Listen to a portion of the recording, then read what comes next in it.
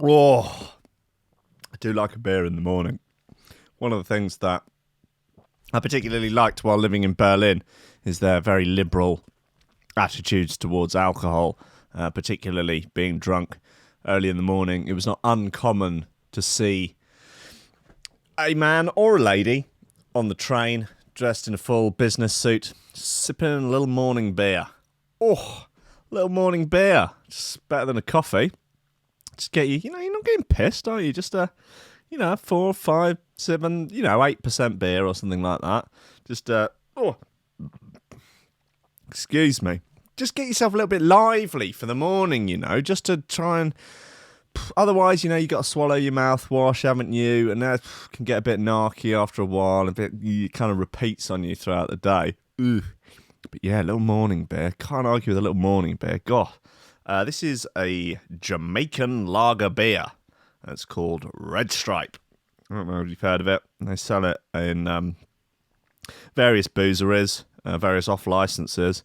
It says, since 1928, Red Stripe has embodied the spirit, rhythm and pulse of Jamaica and its people, and has fueled many a rave from Bristol to Edinburgh, and has washed down over 13,000 pingers in the last year alone. Wow! Little amazing Red Stripe facts there. Oh! What day is it today? That's a good question, isn't it? It's Thursday. No, it's not. It's Tuesday night. It's Tuesday evening. This is a pre-record for Thursday morning. So it's Thursday morning, okay, guys? It's fucking nearly the end of the week. Stop fucking around, okay? Bloody stop. Get your knickers untwisted, okay? Right, that's the first situation first, okay? You're probably going to need to unbutton the top button of your slacks, okay? And unzip just to really untwist the knickers, okay? Try and do it subtly because you don't want to look like you're interfering with yourself on the bus. Believe me. Then once they're untwisted, zip back up, button them in. Okay, right, good. Now they're untwisted. You can bloody well get on with your life. There are things to do. You got to get through the paperwork, the bureaucracy, the bureaucratic nightmare that is being alive. That's got to get sorted. After that's done, after all the checks are written and the checkbook's been balanced, then it's the dick slinging time, okay? Then you're out there taking souls. You're out there obtaining the grain, taking the souls, slinging the dick and staying hard. All right, guys? Okay, good. Welcome to Coffee and Memes. Steady job and a couple extra potatoes. That's all I want. You're getting on. You're pushing 30, Slugger. It's time to think about getting some ambition. Oh, I always figured I'd live a little bit longer without it. Don't forget, kid, that what you're trying to do here is to be bright and chipper and entertaining and intelligent and sort of glitzy, and that's funny, and it's kind of cool, and it's interesting, and it's edgy, and all of that. It puts that facade of momentary charisma on you, and if you don't play that out, you actually fail.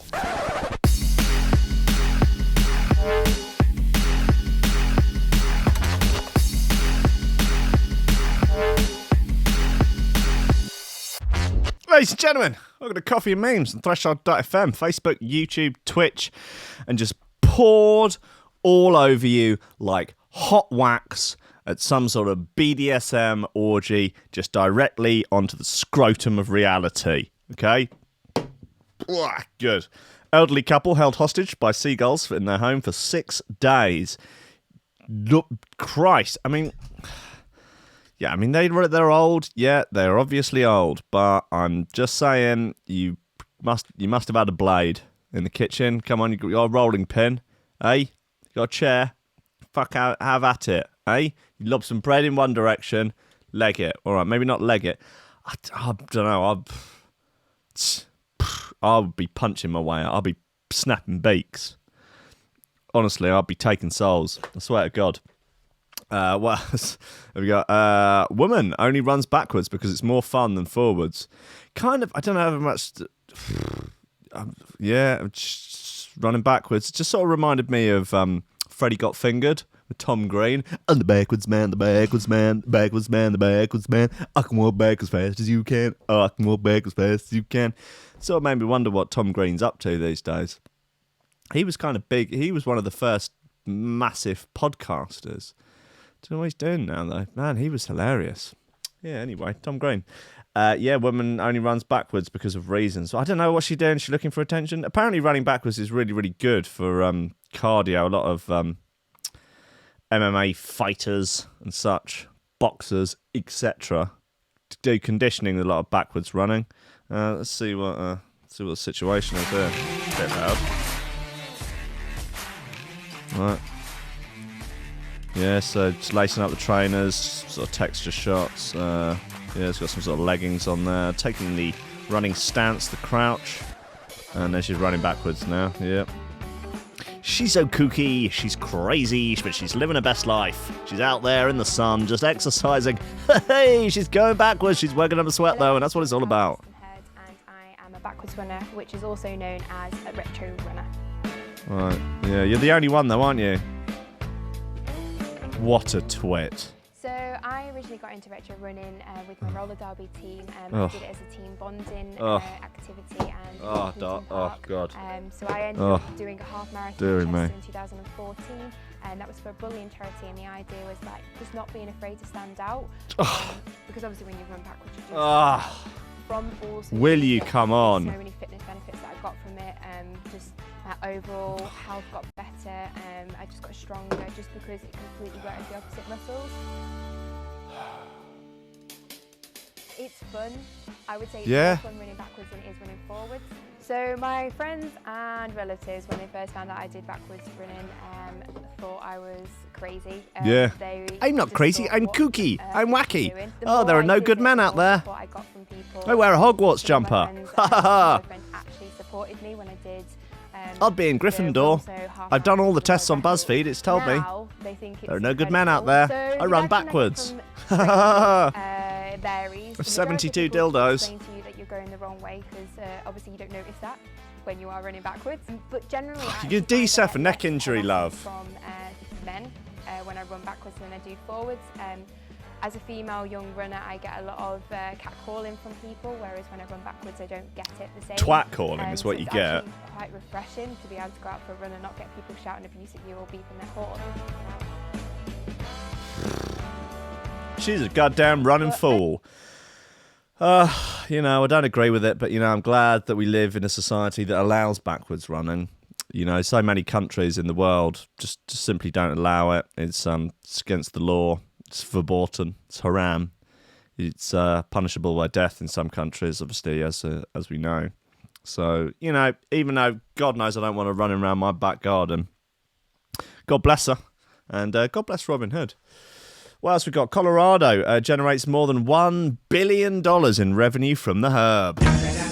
Yep, you're damn right. The funding is being used to benefit state and or local communities. Yeah, I'm actually going to have to address that, aren't I?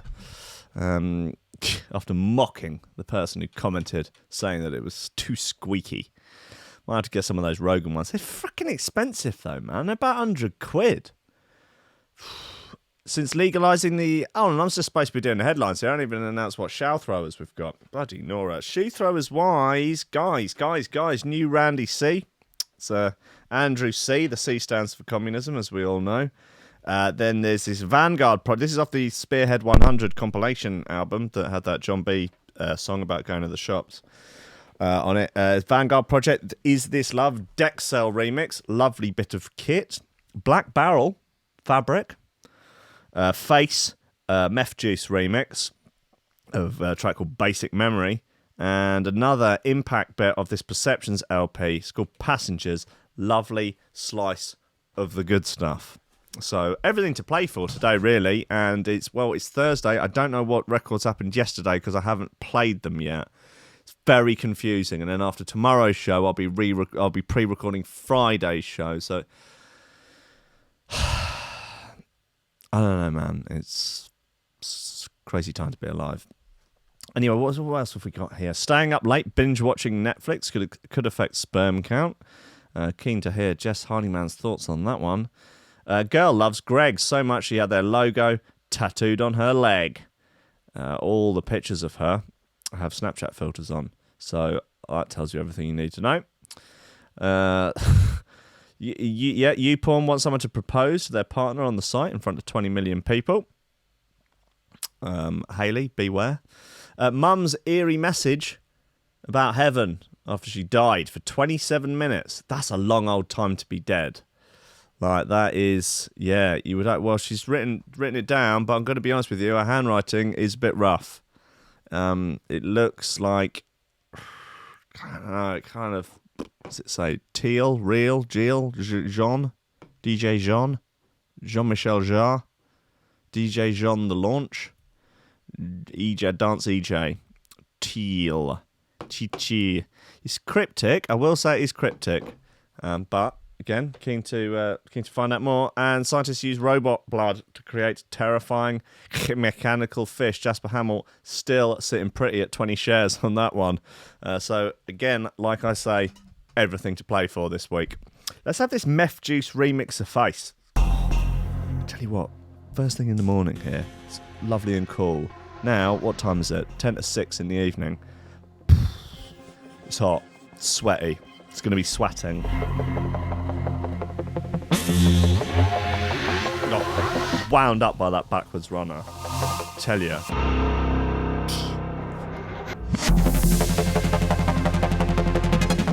See, she's saying she doesn't get catcalled when she runs backwards. Do you think it's just because people assume she's insane? Don't know.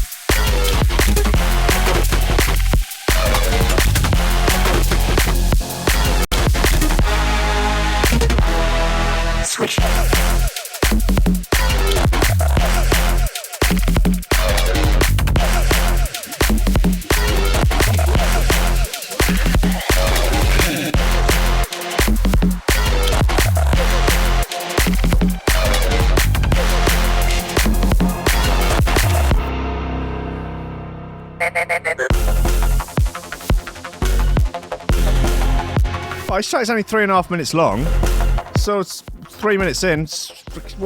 You have 30 seconds of outro on a 3.5 minute long track. Outrageous. I want my money back. Do you think it's deliberately short because otherwise Matthews has got to mix down more of it, being that it takes about a month per minute to mix the track down? Well, that's a fairly pro ending. I'll give him that. He knows what he's doing. Good boy. Good lad. Nice lad. Handsome. Nice to his mum. Good at maths. Anyway, elderly couple held hostage by seagulls in their own home for 6 days. Get your act together, guys. Come on. That is embarrassing. That you should be ashamed. You should not have gone to the press about this. You should be hanging your heads in shame. A pensioner ended up in hospital after he and his wife were held captive at their coastal home by a couple of angry seagulls.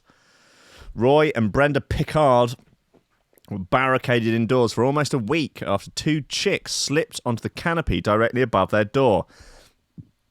That's rough. I will say that is, that is an unfortunate situation. The positioning of the baby gulls just 9 feet off the ground meant that any time Roy, 77, attempted to leave his home in Knott End, he was challenged by 2 squawking adult birds. During one confrontation, he was pecked so hard on the back of his head by one of the grown-ups that he had to be taken to the infirmary to clean up his wound. Well, hold on a second. If he managed to get to the infirmary, he obviously got out of the house. If that bird had hit me in the face instead of the back of the head, I dread to think how seriously it would have been. It could have pecked my goddamn nose off, the son of a bitch. Describing the 6-day siege, Roy said, "The whole thing's been terrible. Oh, not as bad as the terrible behaviour of our government not delivering back Brexit and the will of the British people." Wait, what? I've not been able to go out the front door. If I try to get out the door, the 2 adult birds are right there and I've got no chance. It's genuinely frightening. He added, "My wife, who is also a leaver, isn't very well at the moment or very mobile, so she's relying on me to get out." Well, she's not bothered by the whole thing. No, she don't leave the house anyway. Fuck it, who cares? The retired ambulance man, "Thankfully, we have an integrated garage and I can get into it from the kitchen, open the garage door and drive out to go shopping." Oh, so you could leave the house. You left the house in the safety of your car. You just couldn't leave by the front door. This is a sham. This is a disgrace. This is fake news. Who wrote this? Sam Corbishley. More than likely an assumed name. This is despicable. It's appalling. Honestly, Metro, I thought better of you. I didn't. The retired ambulance man, but I have to leave the garage door open, which isn't ideal. Sorry, I'm not doing the voice properly.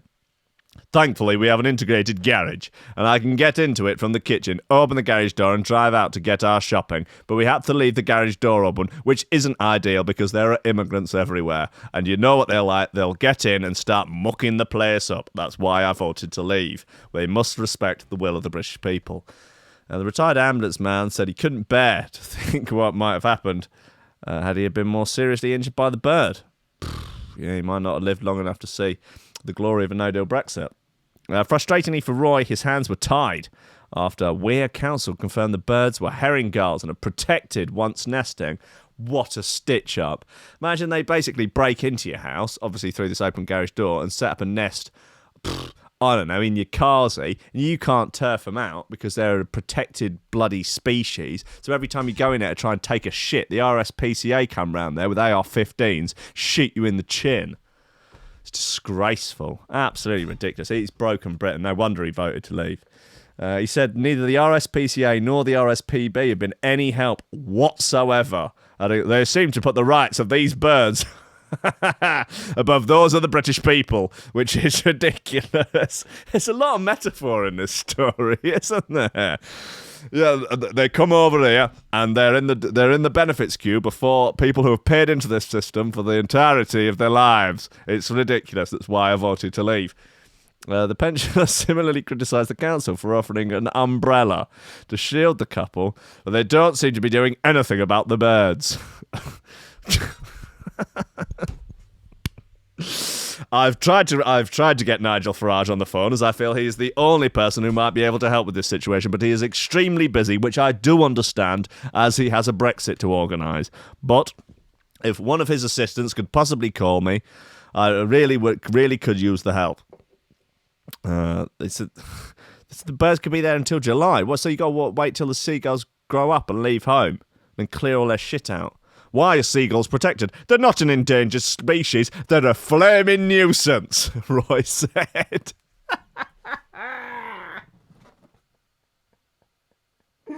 Oh, Roy. Oh, God. Eventually, BBC Radio Lancashire came out to the couple's home and arranged for a gazebo to be set up to provide some temporary relief. What? Like, where's the line? If, like, the seagull attacks you because you're by its ballsed up nest and you, like, defend yourself, are they going to prosecute you for, like, assaulting the bird?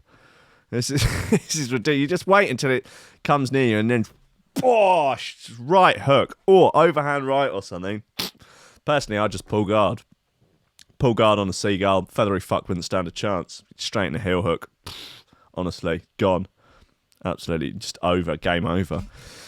A Weir Council spokesman said, "We sympathise with Mr. Picard's situation. Seagulls can be troublesome, particularly when nesting. We have visited Mr. Picard to assess the situation and have given advice on how to deal with the gulls. Just clear them off. Just like, what's the fine? Like, what's the deal? What happens if you just clear them out? You just bloody go out there with some sticks, bloody shoo off the adults, yeah. Then you get up on a step ladder, look like that, umbrella or something. I don't know. Maybe you've got some loud jungle music on to help. Maybe a burning torch would help. I think like a bit of Indiana Jones work.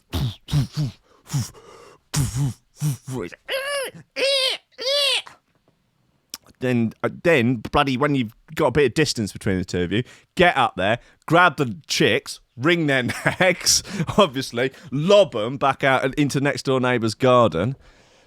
Then what? What's going to happen? Seriously, are the RSPB or whatever, they're going to come round and peg you to death? Or what's the punishment?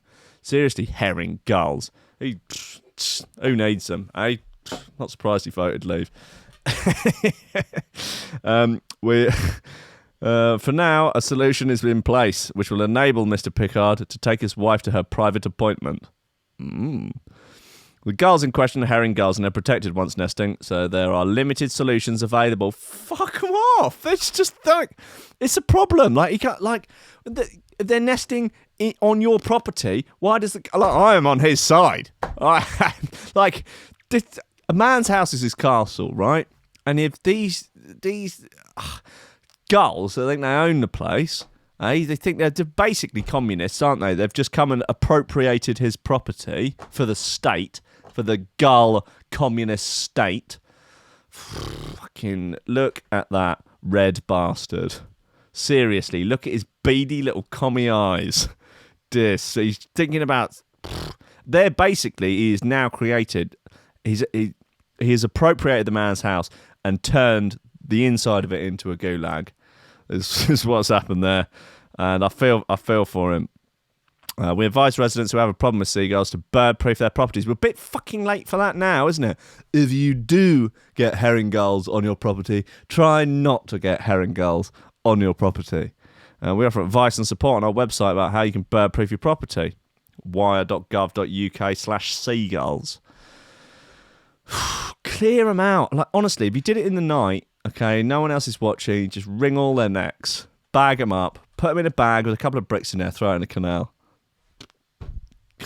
I mean, all right, look, you can't have the communist seagulls take over your house. Not while you've got you've got your long-suffering wife in there. I don't know how she voted in the referendum. I don't know whether or not that's relevant. But I'm on Roy's side here. Put politics aside and we just got to deal with these gulls, man. It's an outrage. It's appalling. It's not good, is it? Anyway, enough of Roy. Let's get into this. It's called The Vanguard Project. Is This Love Dexel remix. Nice bit of gear.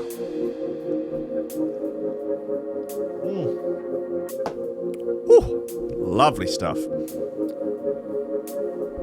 Forgot to mention, big Trance Wars news coming up. Big Trance Wars news. As everyone knows, there was going to be a talent competition between Martin Garrix and the Hadril. So I have a full report on that coming up later in the show.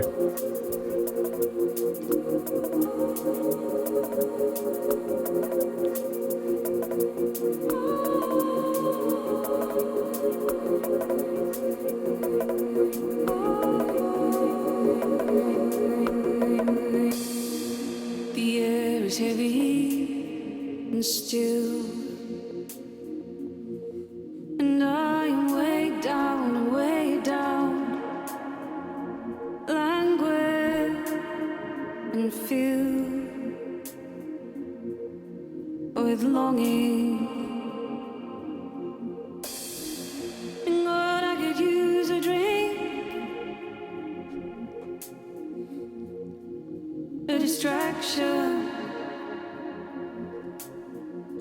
take my mind off these thoughts of you.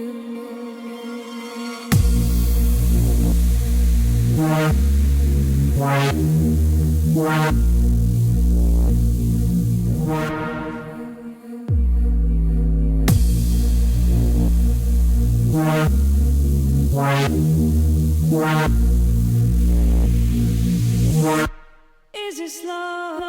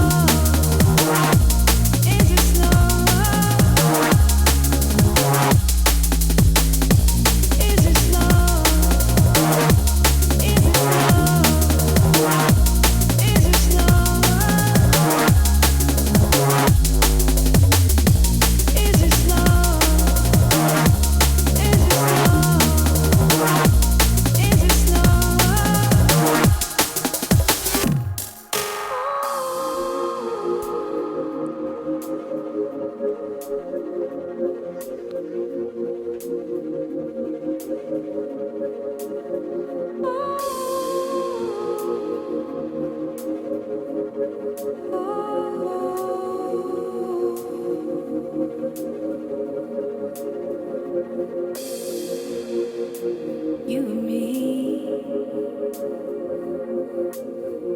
we could be so damn beautiful, so damn beautiful. Is this love?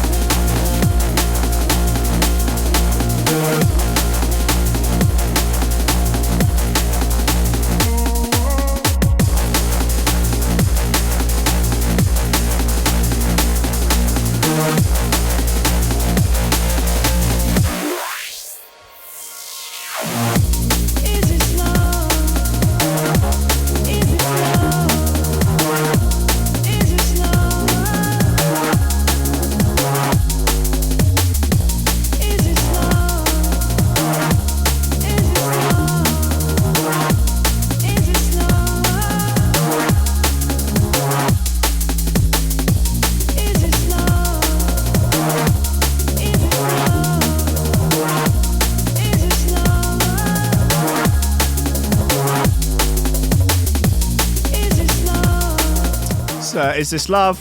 Dexel remix of the Vanguard project. It's on the Spearhead 100 album.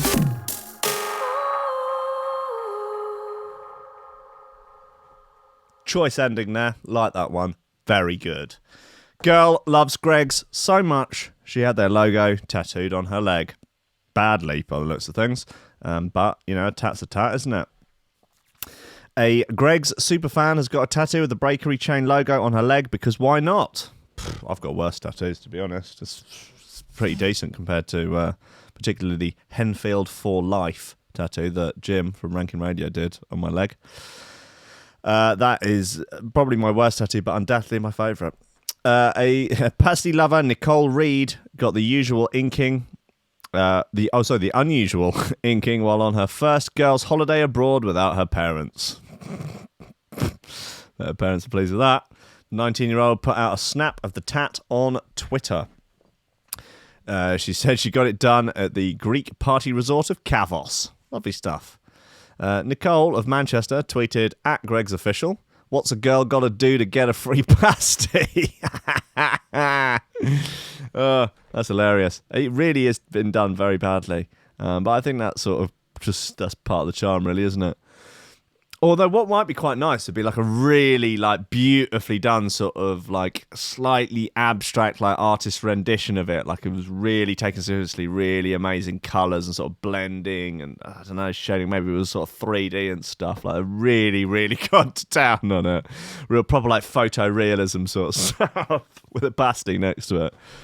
She said today, I got the tattoo because I love Greggs. I love sausage rolls and I just wanted to show my dedication to him. Company gal. Can't argue with that, can you?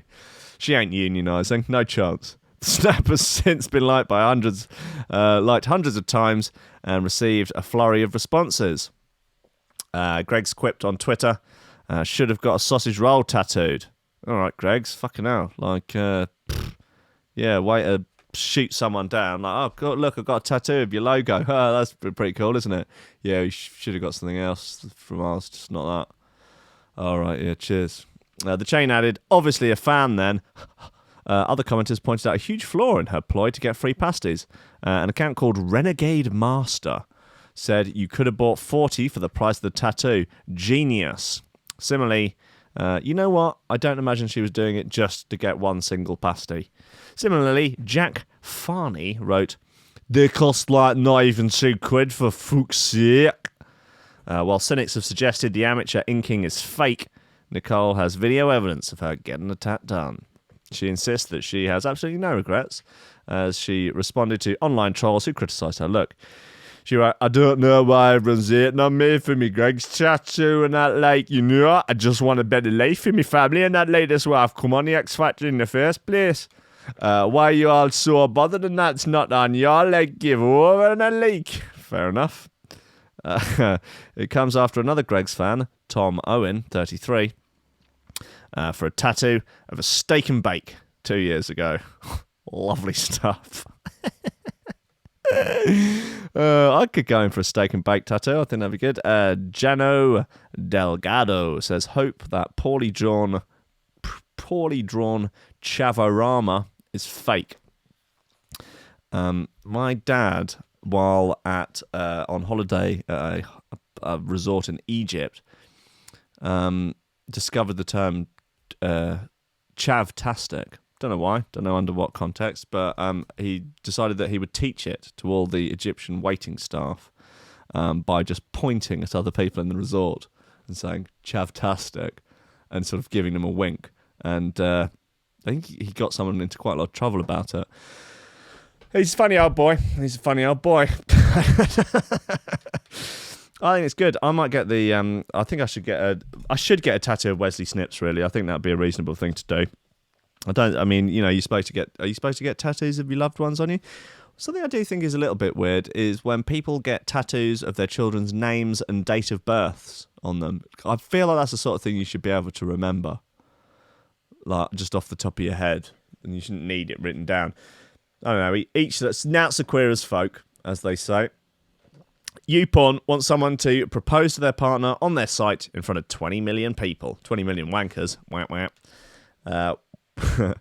What have you dreamed about when it comes to a proposal? Rose petals down on one knee, gentle music in the background. How about appearing on a porn site in front of 20 million people? Probably not. Well, someone's going to do just that. YouPorn has launched You Propose, where someone will propose to their partner in front of the site's 20 million users. Your mum and dad might not quite approve, though.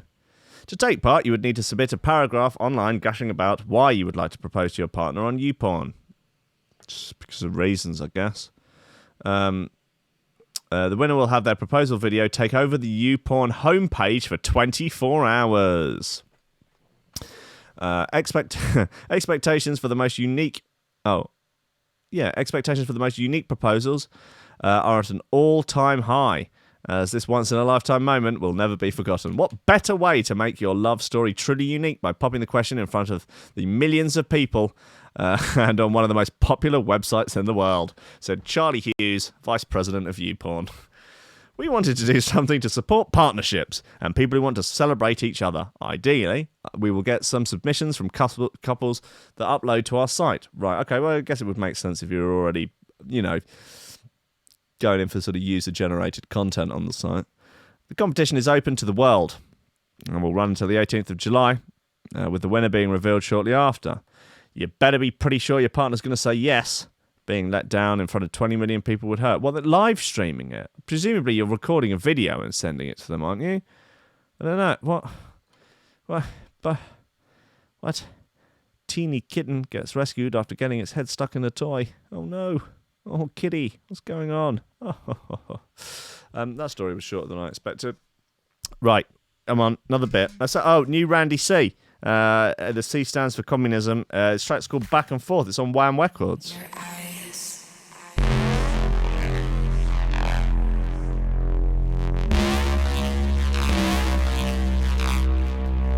All drum and bass tunes now sound like when something dramatic's about to happen in Lost.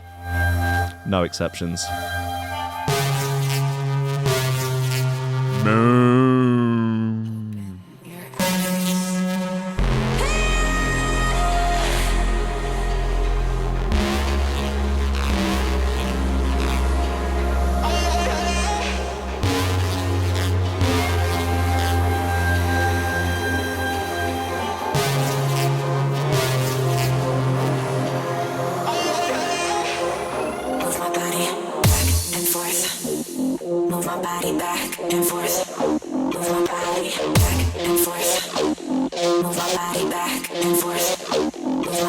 I'm the backless man, I can walk fast, as fast as you can.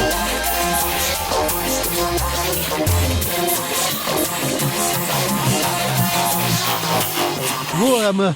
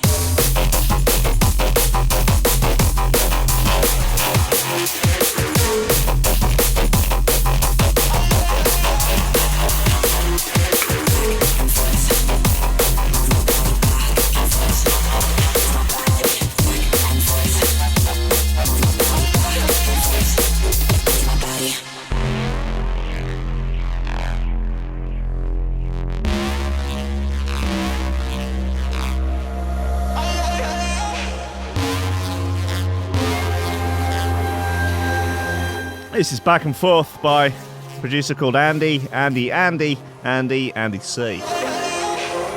Move my body back and forth. Move my body back and forth. Move my body back and forth. Move my body back and forth. Move my body back and forth. Move my body back and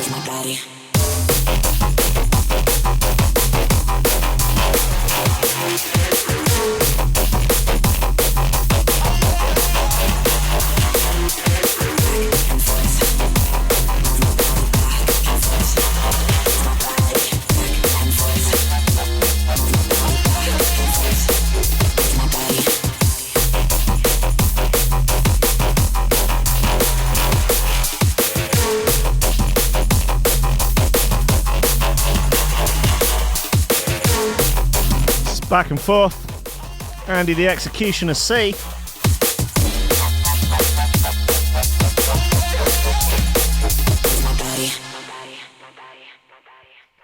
Perfectly reasonable ending there. absolutely fine. Literally, no red marks on that one. Nice bloody work, Randy C.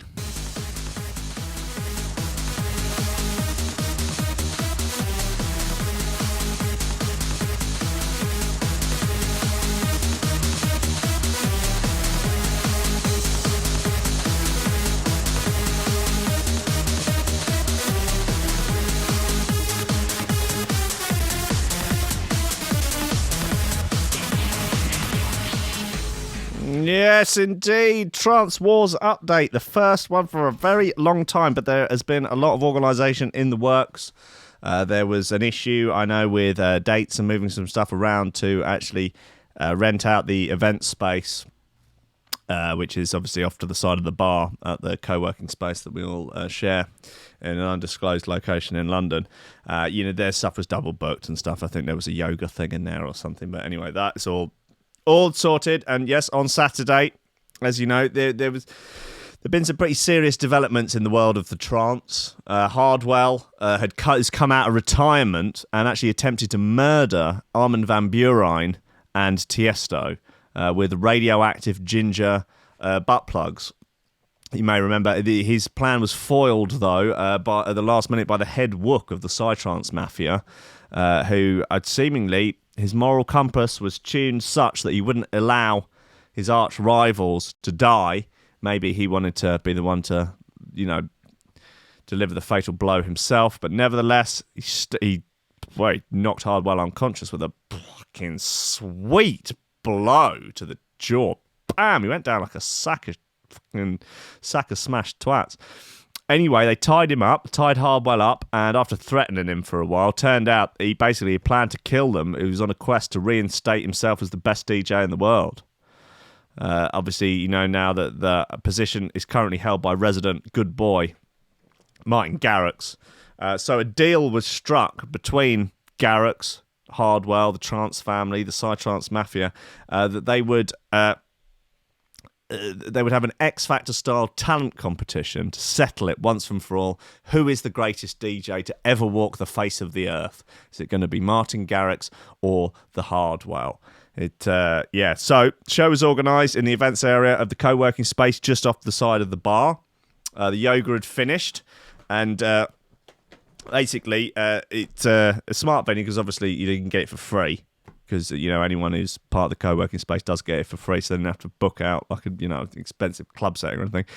About 50 or so people there, I reckon, mainly just sort of after-work crowd. People who work in the, there's some actual offices upstairs, and, the people who sort of knock about the co-working space. About 50 or so people, straight from work lot, mid-30s, smart casual dress, a lot of earpods, Aperol spritzers. The sort of crowd. Anyway, I've got myself a lager top. I'm standing at the back by the fire exit because you never know what might happen. Lights go down. Tiesto comes on stage. He's comparing the battle. He says, "Show! You've all come out here to see which of these spunky punks is truly the best disc jockey to ever walk the face of the earth." Oh, will you go? Oh, my bloody hell. He says, "Yes, is it going to be the Martin Garrix or is it Hardwell? Both of these DJs can rock a crowd harder than G.G. Allen in a wig at the Butlins holiday camp. They can turn out a party like John Wayne Gacy at Alton Towers. They can get gully in the dance like Jimmy Savile." And he sort of looks off to the side, and Van Buren's kind of giving it all of that, telling him to get on with it. So shut it anyway. Our two DJs, they're going to go tune for tune, and we will put it to the crowd for a deciding vote. So you can hear. So can I hear some noise from the crowd, please? Pretty much silence, apart from Shirley from HR, who's had a few at lunch. And anyway, she's a bit of a game lass at the best of times, but she's like, "Woo, take it off!" Not really sure what she means by that, but anyway. So Tiesto carries on. Just introducing our first DJ from somewhere in Dutch, weighing in at 24 kilograms, including his collar and his lead. He likes walks, bones, and biting the postman. You could say he's a bit of an animal. It's the reigning champion, Martin Garrix. Shirley shouts, "Woo, take your shirt off." Garrix bounds onto the stage with his tail wagging. He's got a special Velcro patch on his harness that says "Best Boy in EDM." So that's pretty cool. And the barman just brings like a little bowl of water, puts it by the side of the decks for him. So he's ready to go. Secondly, the first DJ to ever be crowned the best DJ in the world is the owner of the legendary Hardwell's Hardware Store and the challenger. It's Hardwell! Again, pretty much silence. Hardwell trots out onto the stage. He's got gold meggings on, Winkle Picker Chelsea boots, and he's got a free Alex Jones t-shirt on. So he looks pretty smart. Bit of fun, isn't it? And Shirley shouts, "Take your trousers off!" She's fucking wasted at this point. There's no bloody trouble now, I'll tell you what. Close that down. Good God. Anyway, Tiesto gathers them together. Coin toss. Hardwell wins the toss. He chooses to go second. He scampers off the stage. Garrix heads to the decks. Okay, Garrix sacks off the decks immediately and just plugs in his IBM ThinkPad directly into the mixer. FL Studio 3 on it. Original early Fruity Loops days. And he plays a special VIP of Animals, his hit #1 record, but with added noises of pornography and cut-up clips of the Conservative MP Rory Stewart discussing smoking opium at an Iranian wedding. So that's a nice touch. He then proceeds to do 3 lines of the Albanian's finest nose powder. He does 4 Jaeger bombs and double drops 2 of those super strength Tesla pingers and then just promptly vomits all over the stage. But obviously Garrix is a dog, so he just goes and sort of eats it all up again. He's pretty pleased with himself and he trots off. Job's done. Shirley from HR gets to the front of the stage and she screams, "That song's all about me!" She is fucking hammered. She's out of control. Anyway, everyone else seems pretty indifferent to the performance. It was, it was unique and everything, but I mean, most people are just sort of talking amongst themselves, talking about work. People are still like just on emails and that, not really paying too much attention, to the bloody competition to crown the best DJ to have ever lived. But hey ho, I nod to the barman because I'm about a third of the way through my lager top at this point, and I don't want to risk boiling dry. He brings me another one over. Hardwell, now, it's his time to shine. So he takes to the stage, careful to avoid the remnants of Garrix's puke, plugs his USB stick into the CDJs and opens with an EDM Mega Main Room version of Africa Toto. Obviously that goes down pretty well with Shirley. She's absolutely loving it. She's taking her blouse off, swinging it around her head. It's fucking anarchy for her. Everyone else is just sort of like pottering about just on like BlackBerry Messenger or whatever like business types do. And then Hardwell, in true superstar DJ form, he then climbs onto the decks sort of table that the decks are on, starts waving his hands around, giving it all like the Jesus arms, the hands in the air routine, and he's sort of beckoning everyone, trying to get everyone's attention because people aren't particularly paying attention. A few people sort of turn around and look at him, and then he does like a headstand, gets on his head, and he inserts 2 tubes like into his hairy unbleached anus, and then pours in about a bottle's worth of water, and proceeds to basically create a bong out of his colon with a bowl full of DMT in it. So this is a unique performance. I've not seen this before. He gestures over to Van Buren, who's standing at the side of the stage drinking an Aperol Spritz with a reusable straw. Van Buren comes over to him, takes one of the tubes. Hardwell sparks it up, and Van Buren takes a massive toke of this thing, and literally before he's like even blown all of the smoke out, he is gone. He is launched into outer fucking space. He is in the Matrix. He's gone out of the solar system, out of the Milky Way, out of the universe. He is grooving around with the Clockwork Elves, just tearing at the fabric of reality. He starts convulsing, collapses onto the stage, on the ground, immediately sharts himself. Just, complete anarchy. Hardwell flips back onto his feet, off the table, does a little bow. Fucking job's a good one. Shirley from HR then storms the stage to try and get to Hardwell, trips over Van Buren, slipping on some of his accidental tods. She knocks herself unconscious. And Tiesto comes back on stage, clapping, sort of like a kind of a proud dad, really. He's like, "Show, what a pair of performances! Truly, two of the best DJ sets ever in recorded history. But only one DJ can take the title. If you think Garrix deserves it for his Animals VIP Pukeathon, make some noise!" Basically silence, just sort of a few rustles of paper, people sort of tapping at phones and stuff, like a few slurpings of Aperol. Also Shirley from HR's unconscious at this point, so she's out of commission. "Well, okay, so how about you make some noise if you want the Hardwell to win with his DMT shitty pants knockout routine?" Again, pretty much silence. But I think, what the hell, I enjoyed watching Van Buren go into the Matrix, so I shout, "Woo, Hardwell!" Tiesto screams, "Yeah, we have it! The dubstep Gaylord at the back with the pint of lager with the gist top, and it's called it. Hardwell is the best DJ in the world. Hardwell, do you want to make a speech?" Hardwell grabs the mic and just says, "I'm Hardwell. I'm the best DJ in the world, man." Drops the mic, fucks off, job done. So do I. Get out of there, go back into the bar with the co-working bit, fucking crack on with my emails. Job's a good one.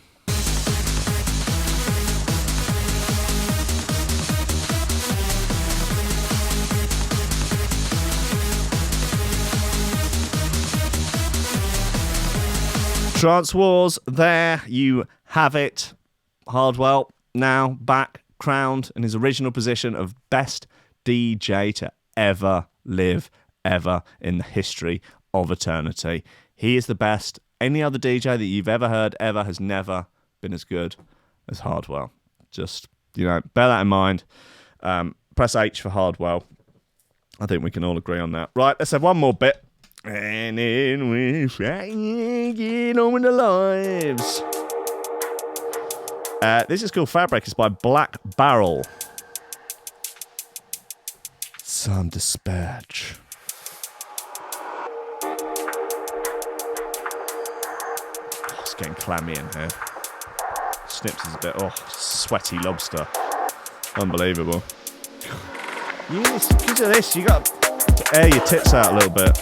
Sort of trussed up all the Christmas turkey. Yeah.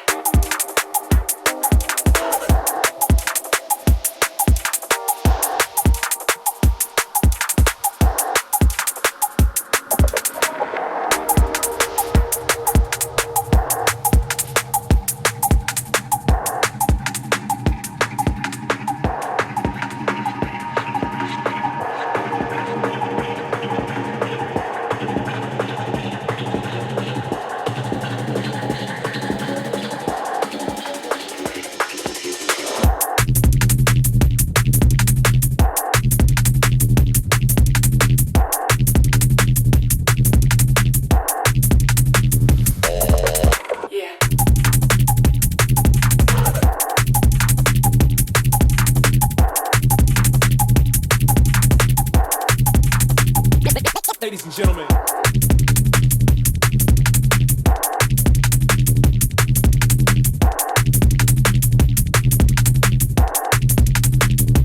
Lobsters. Yeah.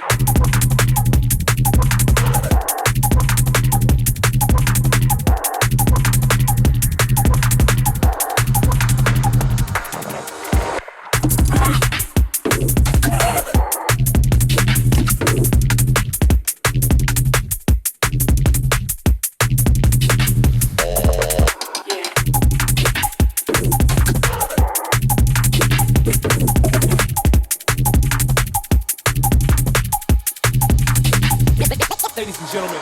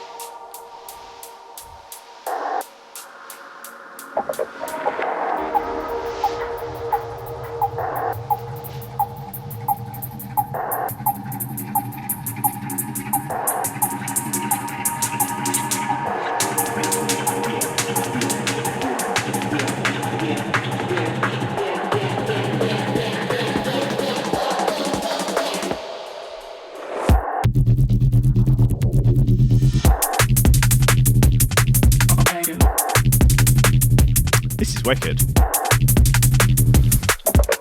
Yeah.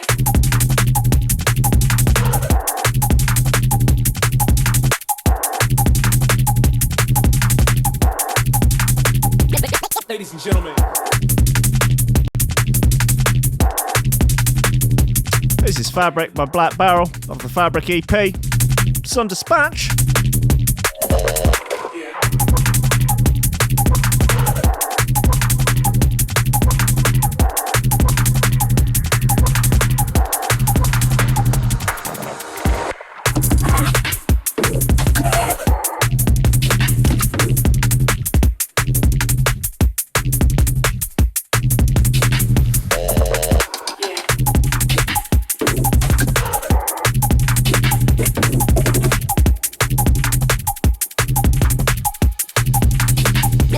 Ladies and gentlemen.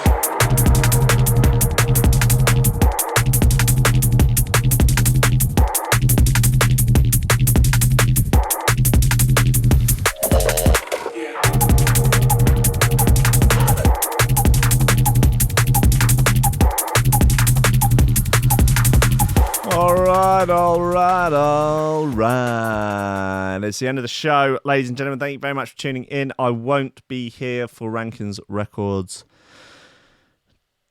at 3 because I'm in France at a wedding and, reasons. It's going to be 42 degrees at the place I'm staying at in France on Friday.